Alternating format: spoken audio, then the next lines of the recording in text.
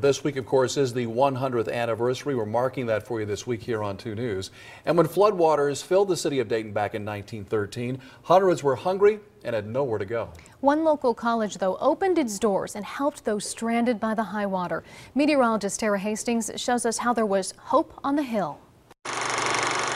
The water kept rising throughout the streets of downtown Dayton during Easter weekend 1913. The fury and fear of the flood had people scrambling to get out of the city.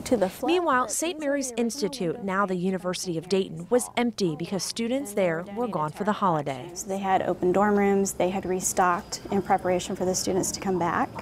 And so they had a lot of food, they had their own electric and water resources at that time. So it was a perfect relief station. Perfect because the college sat on a hill above all the water.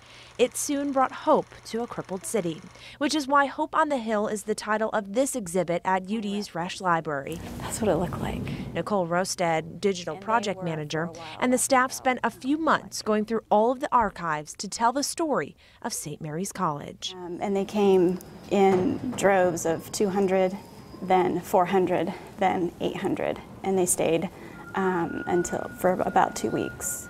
Their signatures are on display. People from as far as Xenia took advantage of the hospitality. But giving flood victims a hot meal and a dry bed were the only efforts from the college.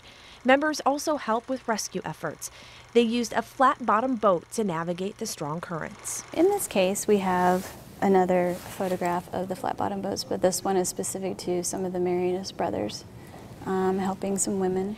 Handwritten stories on the back of photos help the UD staff see what happened during those cold days following the flood. This is what used to be a grocery store with an old cash register in front. Once the floodwaters started to rise, the whole family was up on the second level, and they were trying to warm a baby bottle, but there was a gas leak and the whole place exploded. Explosions, rescues, and the school's transformation into a camp made the special edition of The Exponent, the college's magazine. Life returned to normal 3 weeks later for the college students, and there was no trace of refugees. But the efforts from the college and its members will never be forgotten. The Hope on the Hill exhibit runs through June 17th at the University of Dayton's Resch Library. Hours and days vary. To check out a schedule and see more photos, you can head to our website, WDTN.com. I'm meteorologist Tara Hastings.